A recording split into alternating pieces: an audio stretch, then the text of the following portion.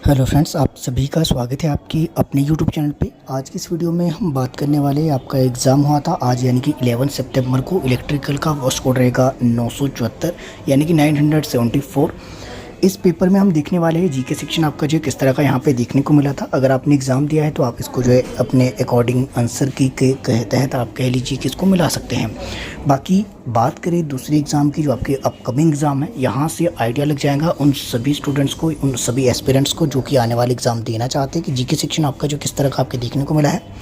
और साथ ही मैं बताऊंगा इस पेपर में जो है मैक्सिमम क्वेश्चन आपकी एक वेबसाइट से आया है, उस वेबसाइट का नाम भी आपको मैं बता दूंगा साथ साथ। और करंट अफेयर का भी आपको आइडिया लग जाएगा कि एग्ज़ाम में कहाँ से कहाँ तक के करंट अफेयर के क्वेश्चन आपके देखने को मिल रहे हैं। तो पहले जीके सेक्शन हम इसमें देख लेते हैं। ठीक है, तो यहाँ पे अगर आप क्वेश्चन नंबर 18 देखिए तो यहाँ पे क्वेश्चन नंबर 18 है आपके पास रत्नापुर, जो आपके पास एक धार है यानी कि Ratnapur Dhar is located in which district of Himachal Pradesh. तो आपकी बिलासपुर में आएगी। ऑप्शन जो यहाँ पे फर्स्ट था बिल्कुल मेरे अकॉर्डिंग बिल्कुल ये बिल्कुल सही हो जाएगा। एक बात आपने ध्यान देनी है कि जितने मैं आपके पास आंसर बताने वाला हूँ, ऐसा मैं बिल्कुल भी दावा नहीं कर रहा हूँ कि जो मैं बताऊँगा वो 100% आपकी सही ही हो।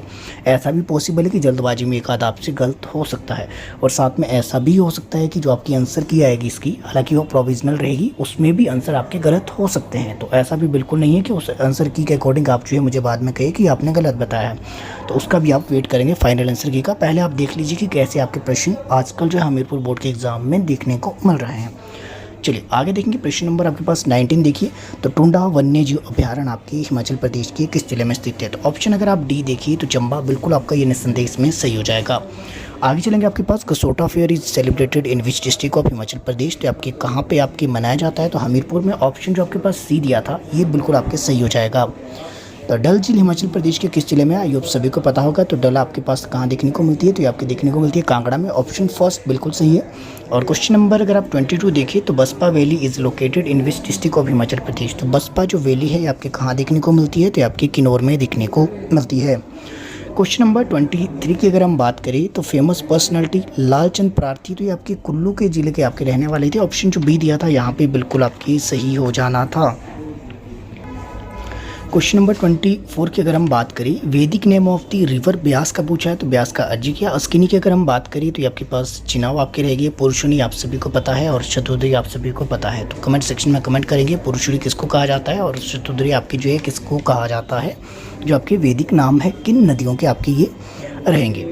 आगे चलेंगे। क्वेश्चन नंबर 25 अगर आप देखिए तो सुकेत प्रिंसली अगर हम बात करें, स्टेट वाज फाउंडेड बाय, यानी कि सुकेत जो राजशाही की स्थापना किसके द्वारा की गई थी, तो ये बीर सेन द्वारा। ऑप्शन जो फर्स्ट यहाँ पे दिया था बिल्कुल आपके सही है।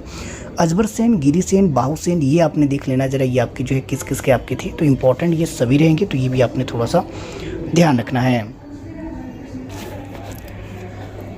Lord Mayo visited Shimla in which year. तो लॉर्ड मेयो की अगर बात करें तो चंबा का आपने मैक्सिमम पढ़ा होगा। तो जब ये चंबा आए थे उस समय आपके शिमला भी आए थे। ऑप्शन जो सी आपके पास दिया था 1871 AD, बिल्कुल आपकी इसमें सही हो जाना था। आगे चलेंगे। आगे आपके पास Himachal Pradesh become a union territory in which year. तो ये आपको डिटेल में मैंने ये चीज़ें करवाई है। अगर आपने 1000 क्वेश्चन की सीरीज़ देखी होगी, जो मेरे साथ रेगुलर स्टूडेंट है, मुझे तो लगता है कि HPG के आपके सारे इसमें सही हो जाने चाहिए, जहाँ तक मुझे लगता है। बाकी जो है इसमें अगर आप बात करें इसका क्या है आपके पास, तो 1956 से लेकर 71 तक आपकी ये रहा था। तो यूनियन टेरिटरी यानी कि आपके पास केंद्र शासित प्रदेश, तो आपके पास ऑप्शन फर्स्ट यहाँ पे बिल्कुल सही हो जाना था। आगे चलेंगे। First governor of the Himachal Pradesh was, तो आप सभी को पता होगा एस चक्रवर्ती। ऑप्शन जो फर्स्ट यहाँ पे दिया था ये आपके पास बिल्कुल सही है। आगे चलेंगे। आपके पास पार्वती, आपके पास 3 पन बिजली जो आपके पास परियोजना है, ये आपके पास किसके द्वारा, एजेंसी कौन सी आपकी इसको जो करती है। तो जहाँ तक मुझे लगता है, हालांकि मैं श्योर नहीं हूँ, तो ये आपके पास शायद NHPC आपका इसको देखता है। तो ऑप्शन मेरे हिसाब से तो फर्स्ट हो जाना चाहिए। बाकी एक बार इसको सर्च करके आप देख लेना। मेरे पास इतना समय नहीं था कि सारे प्रश्न एक बार इसको मैं क्रॉस चेक करूँ, तो जितने मुझे आते हैं मैं आपको साथ साथ बता दूँगा। जो मुझे लगेगा डाउट है वो भी आपको साथ साथ बता दिया जाएगा। हिमाचल प्रदेश का सबसे बड़ा हवाई अड्डा, तो हवाई अड्डे यहाँ पे 3 आपके देखने को मिलते हैं। जो पुराने आपकी जो बुक्स है उसके अकॉर्डिंग अगर हम चले तो इसमें अगर आप देखिए तो मेरे हिसाब से तो ऑप्शन जो बी है गगल, अगर उसी के अकॉर्डिंग चले हैं तो ये आपके पास बी होना चाहिए। बाकी हो सकता है कि इंटरनेशनल भी इसमें जोड़ दिया हो, तो ऐसा भी हो सकता है कि इंटरनेशनल की बात की जा रही हो, तो उस हिसाब से ऑप्शन डी भी हो सकता है। लेकिन जो इसमें देखा जाए तो ऑप्शन बी गगल जो आपके पास कांगड़ा में है, ये आपके पास सबसे बड़ा आपकी हवाई अड्डा है हिमाचल प्रदेश का। आगे चलेंगे, आपके पास 1987 में परशुराम पुरस्कार पाने वाले प्रथम व्यक्ति कौन थे? तो 1987 मुझे जो है ये याद आता है कि 1987 में जो एक व्यक्ति को मिला था वो थे आपके पास इसमें सुमन रावत, जहाँ तक मुझे लगता है। तो ऑप्शन मेरे हिसाब से फर्स्ट हो जाना चाहिए, बिल्कुल सही। आगे चलेंगे, आपके पास इसमें बालों की सेटिंग के लिए ब्यूटी पार्लरों में जो आपके क्या उपयोग किया जाता है? अब ये वाला प्रश्न थोड़ा सा जो है हो सकता है कि ट्रिकी आपको लगे, थोड़ा सा फनी भी है। तो ये कॉमन सेंस पे आपके बेस है, तो ये आपके सल्फर का इसमें जो यूज़ किया जाता है, ऑप्शन बी बिल्कुल मेरे हिसाब से बिल्कुल सही होगा। आगे चलेंगे, चुंबक को बनाने के लिए किस ऐसक का जो है उपयोग किया जाता है? क्वेश्चन नंबर 33 की अगर हम बात करें तो इसमें एल्निको आपके देखने को मिलता है, ऑप्शन जो सी यहाँ पे दिया है बिल्कुल सही हो जाएगा। आगे चलेंगे, क्वेश्चन नंबर अगर आप 34 देखिए तो यहाँ पे क्या आपसे पूछा गया, the highest grade of the coal whose surface is shining and has the highest calorific value is. तो इसमें सबसे ज़्यादा किसकी रहेगी? एंथ्रोसाइट। तो मेरे हिसाब से ऑप्शन सी होना चाहिए। बाकी इसको भी ऑफिशियल आंसर की का वेट इसमें करेंगे और फाइनल का वेट करेंगे, स्पेशली प्रोविजनल की मैं बात नहीं कर रहा हूँ। आगे चलेंगे, क्वेश्चन नंबर 35 अगर आप देखिए, which is a good nuclear fuel. तो ये आपके पास कौन सा रहेगा? तो ये आपके पास ऑप्शन अगर आप इसमें देखिए, ऑप्शन जो डी दिया था आपके पास प्लूटोनियम 239, तो मेरे हिसाब से तो ये आपका बिल्कुल सही हो जाएगा। आगे चलेंगे, आगे आपके पास इसमें प्रश्न दिया है आपके पास क्वेश्चन नंबर आपके पास 36, which fibre is generally preferred for making gauze and lint. तो आपके पास किसका रहेगा? तो आपके पास गोज और लिंट जो बनाने के लिए सामान्यतः किस तंतु को प्राथमिकता दी जाती है? तो इसमें मेरे हिसाब से तो इसमें रेयन होगा, ऑप्शन बी इसमें जो है हो सकता है बिल्कुल आपके सही हो। आगे चलेंगे, आपके पास साबुनीकरण में चर्बी और तेल का जो जल अपघटन किसके द्वारा किया जाता है? क्वेश्चन नंबर 37 अगर आप देखिए तो इसमें जो है कॉस्टिक सोडा, ऑप्शन जो आपके पास डी दिया है ये आपका बिल्कुल इसमें सही हो जाएगा। Fish plates in railway track are use. देखिए फिश जो प्लेट्स है ये आपके जॉइंट्स को जोड़ने के लिए होती है, तो उस हिसाब से अगर आप देखिए तो ऑप्शन जो फर्स्ट है टू ज्वाइन टू कोचेस, ये बिल्कुल हो नहीं सकता क्योंकि कोच को ज्वाइन करने के लिए नहीं होती, ये रेल्स को ज्वाइन करने के लिए होती है। तो मेरे हिसाब से ऑप्शन जो बी यहाँ पे दिया है वो बिल्कुल आपके सही हो जाएगा, टू कनेक्ट टू रेल्स। बाकी हो सकता है कि इसमें सी भी हो तो इस करके ऑप्शन डी भी हो सकता है, लेकिन जहाँ तक मुझे जो है लगता है कि ऑप्शन बी ही इसका होना चाहिए। आगे चलेंगे, आगे आपके पास क्वेश्चन नंबर 39 है आपके पास, लार किसके पाचन में सहायता करती है? The saliva help in the digestion of. तो किसके डाइजेशन में? तो स्टार्च, ऑप्शन जो डी दिया है बिल्कुल आपके पास सही हो जाएगा। विच of the following is the connected which blood pressure. तो आपके पास निम्न में से क्या रक्तचाप से संबंधित है? क्वेश्चन नंबर 40 आपके यहाँ 40 आपके पास है। क्वेश्चन नंबर 40 की अगर हम बात करें तो ये एड्रेनल आपके होगा। आगे आपके पास है question number 41, what is funny bone. तो व्हाट इज़ फनी बोन, तो फनी बोन जो है ये आपके पास नर्वस से ये संबंधित होती है। तो मेरे हिसाब से तो ऑप्शन जो बी दिया है तो बी आपका बिल्कुल इसमें सही हो जाने, एक तंत्रिका आपकी है फनी बोन। क्वेश्चन नंबर 42 की अगर हम बात करें, Indus valley civilization was spread over. तो आपने बताना है कि कहाँ तक ये फैली थी। तो इसमें अगर आप देखिए तो सिंध, पंजाब, जम्मू एंड कश्मीर, उत्तर प्रदेश, राजस्थान, गुजरात, तो ये बिल्कुल आपके निस्संदेह सही है। तो ऑप्शन जिसमें सी दिया है ये बिल्कुल आपका इसमें सही हो जाएगा। आगे चलेंगे, क्वेश्चन नंबर 43 अगर आप देखिए तो पुराण में क्या है? तो पुराणों की अगर हम बात करें तो पुराणों में आपकी जो है पौराणिक कथाएँ आपकी देखने को मिलती हैं। तो ऑप्शन जो सी था मैथोलॉजी, ये आपके बिल्कुल सही हो जाना था। आगे चलेंगे, शक एरा वॉज फाउंडेड बाय। तो शक एरा के लीजिए, शक काल के लिए शक संवत आपके किसके द्वारा चलाया गया था? तो ये आपके पास कनिष्क द्वारा। तो कनिष्क के समय आपके पास एक बौद्ध संगति भी आपके देखने को मिलती है। तो कौन सी बौद्ध संगति थी? कमेंट सेक्शन में कमेंट करेंगे जो मेरे साथ रेगुलर स्टूडेंट है। रामानुज ने किसकी शिक्षा दी थी? देखिए रामानुज ने किसकी शिक्षा दी थी, इसमें थोड़ा सा जो कन्फ्यूजन यहाँ पे देखने को मिल सकता है। तो ये कहीं ना कहीं द्वैत से भी इनका जो है काफ़ी जो है संबंध देखने को मिलता है, और हालांकि इन्होंने नहीं दिया था। लेकिन उसके बाद जो है बात की जाए भक्ति की, तो कहीं ना कहीं ये जो आपके पास वैष्णव के प्रति इनका जो है देखने को मिला है, क्या कह लीजिए कि दृष्टिकोण इनके प्रति ज़्यादा देखने को मिला, तो ये भक्ति से भी आपके संबंधित हो सकते हैं। तो इसमें कन्फ्यूज है, इसको मैं आपको नहीं बता सकता कि जो क्या इसमें हो सकता है, क्योंकि कॉन्ट्रोवर्सी आपकी हो सकती है। आगे चलेंगे, क्वेश्चन नंबर 46 आप देख लीजिए। 46 है आपके पास, इसमें आपके पास बहादुर शाह द्वितीय को देश से निकाला देकर अंग्रेजों ने कहाँ भेजा था? तो मैक्सिमम को इन्होंने रंगून भेजा। तो ऑप्शन जो बी है आपके पास बिल्कुल आपके सही हो जाएगा। आगे चलेंगे, क्वेश्चन नंबर 47 आप देख लेंगे। तो 47 का भी इसमें आंसर मैं आपको नहीं बता पाऊंगा, क्योंकि इतना मुझे समय नहीं लगा कि इसको जो सर्च करके आपको बताया जाए। जितने मुझे डायरेक्ट आते थे और थोड़े बहुत जो ईजिली मिल गए वो मैंने आपके लिए लेके आया हूँ, क्यों कहीं ना कहीं आपके लिए हेल्प करेगा। हमीरपुर बोर्ड के जितने भी एग्जाम हों सारे कुछ इस तरह के आपके देखने को मिलते हैं। हो सकता है 1 से 2 प्रश्न आपके रिपीटेड भी देखने को मिल जाए। क्वेश्चन नंबर 48 है आपके पास, what was the raw material that was generally used in Akbar time. तो अकबर टाइम के समय कौन सा आपके पास रॉ मटेरियल आपकी अधिकतर आपके कच्चे माल के तौर पे उपयोग किया जाता था। तो ये आपके पास रहेगा रेड स्टोन यानी कि लाल पत्थर, ऑप्शन सी बिल्कुल सही था। आगे चलेंगे, अशोक के अभिलेख किस लिपि में लिखे गए हैं। तो आपके पास किस लिपि में, तो ब्राह्मी में आपके देखने को मिलते हैं, ऑप्शन डी बिल्कुल आपके सही हो जाएगा। आगे देखेंगे क्वेश्चन नंबर आपके पास इसमें रहेगा 50 और ये सीरीज हम कर रहे हैं डी, बाकी हो सकता है आपकी ये आगे पीछे हो तो उसमें आपने देख लेना है। महान विद्वान जो आपके पास बाणभट्ट थे किसके काल के दौरान थे। तो ये आपके पास हर्ष के काल आपके देखने को मिले थे, ऑप्शन जो बी है बिल्कुल आपके पास सही है, हर्षवर्धन के समय की ये बात है। आगे चलेंगे, क्वेश्चन नंबर आपके पास यहाँ पे देखने को मिलेगा आपके पास चीनी जो तीर्थ यात्री फायान कब आपके भारत आया था। तो चीनी यात्री जो फायान है आपके कब आया था, ये 5वीं शताब्दी में आपके देखने को मिला था, क्वेश्चन नंबर 51। तो ये बिल्कुल आपका सही होगा। आगे चलेंगे, आपके पास भारत में जाति व्यवस्था किस नाम से जानी जाती है। तो किस नाम से जानी जाती है, तो यह जानी जाती है आपके पास, मेरे हिसाब से तो इसमें डायरेक्ट आंसर वैसे मुझे देखने को नहीं मिला, लेकिन जहाँ तक मैंने पढ़ा है तो वहाँ तक तो मैंने ये देखा कि ऋग्वेदिक काल से आपकी जो वर्ण व्यवस्था आपकी देखने को मिलती है। तो मेरे हिसाब से तो ऑप्शन 20 में हो जाना चाहिए ऋग्वेदिक काल।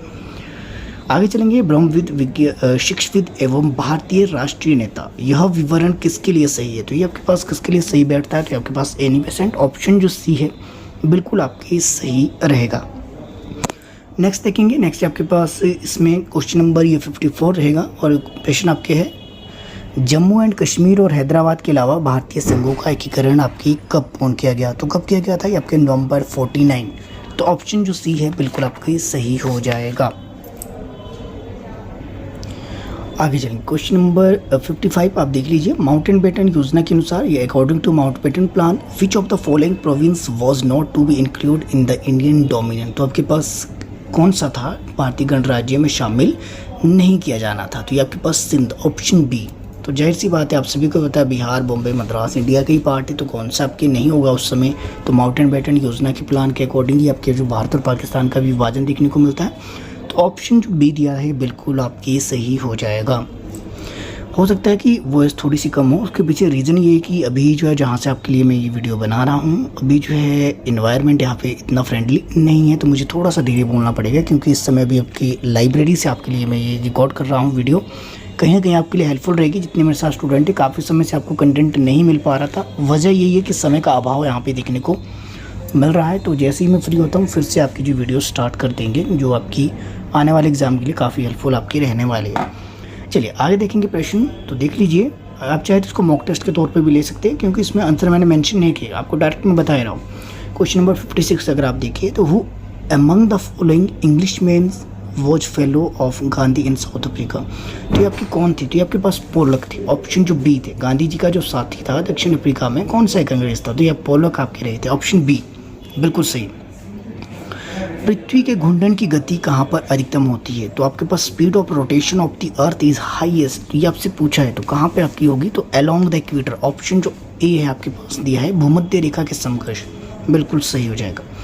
आगे चलेंगे, क्वेश्चन नंबर 58 आप देखिए अगर आप, तो the instrument used of the measuring relative humidity in air is. तो आपके पास वैसे तो ये आपके पास आपके पास हाइग्रोमीटर आपके देखने को मिलता है, लेकिन जो है इसमें हाइग्रोमीटर आपके है नहीं ऑप्शन, तो उस करके ये हाइग्रोग्राफ होगा मेरे हिसाब से। जो आपकी ह्यूमिडिटी की बात की जाए तो उसके हिसाब से तो ऑप्शन ए आपका सही हो जाना चाहिए।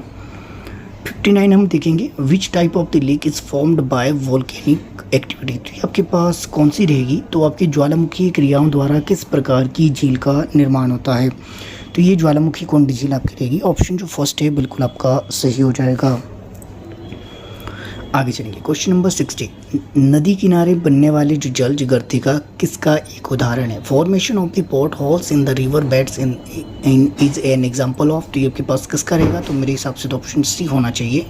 तो संक्षारण ये बिल्कुल आपके हो सकता है कि निस्संदेह, मुझे जहाँ तक लगता है कि यही है, बाकी एक बार इसको क्रॉस चेक आप कर लेना। Question number 61, which island is located in the Caribbean sea. तो कौन सा आइसलैंड आपके कैरिबियन सी में देखने को मिलता है, तो जमैका। तो ऑप्शन ए मेरे हिसाब से हो जाना चाहिए, बाकी इसको भी आप क्रॉस चेक करेंगे। क्वेश्चन नंबर 62, तिराना किसकी राजधानी है। तो तिराना आपके पास अल्बानिया की रहेगी, ऑप्शन जो सी है बिल्कुल आपकी सही हो जाएगा।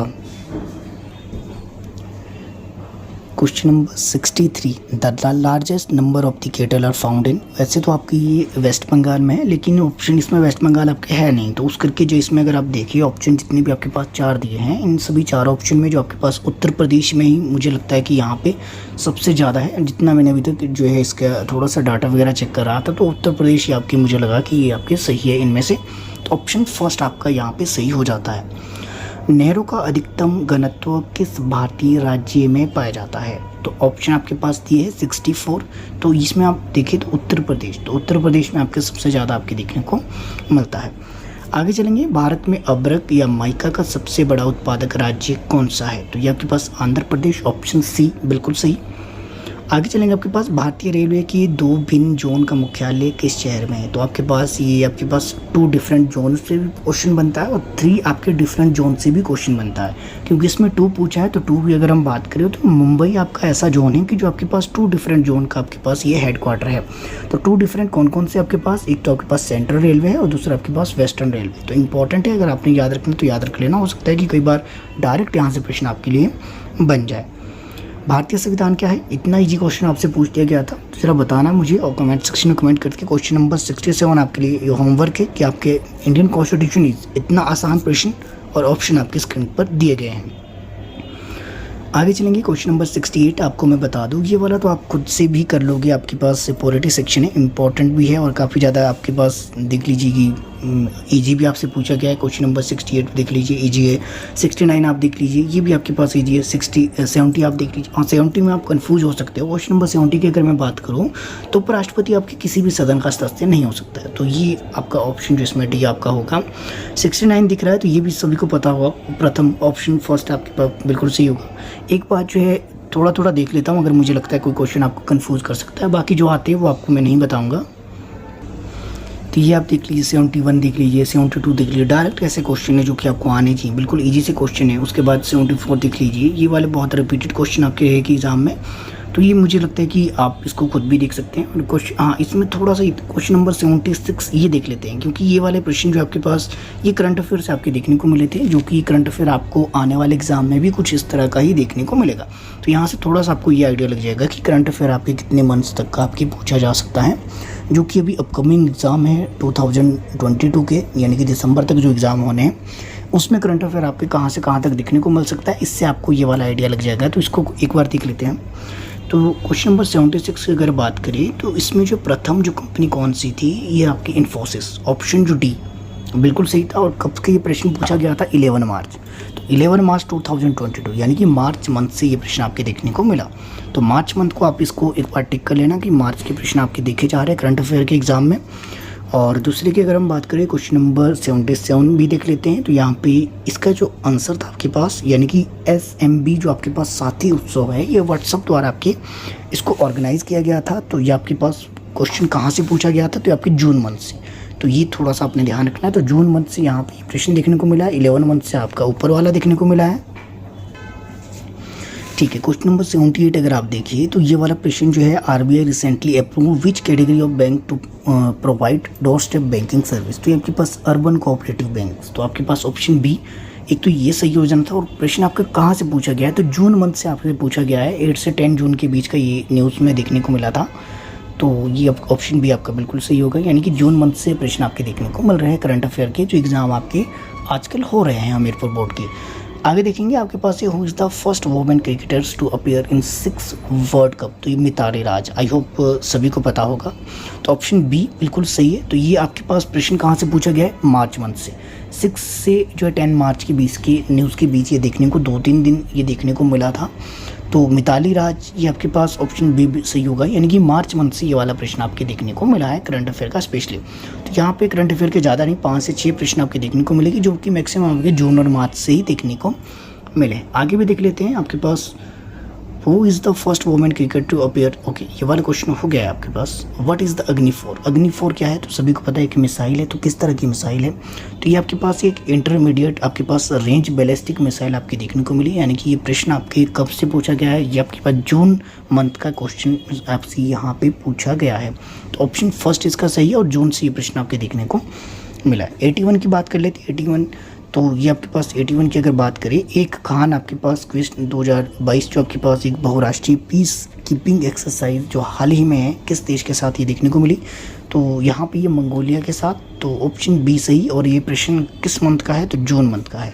तो यानी कि 100 बात की एक बात क्या है, इस पेपर के अंदर जीके सेक्शन आपका काफ़ी हद तक इजी था। एचपीजीके तो काफ़ी ज़्यादा इजी था, और जीके सेक्शन से आपको आइडिया लग जाएगा कि जितने भी एग्ज़ाम हैं कुछ इस तरह के प्रश्न आपके देखने को मिलेंगे।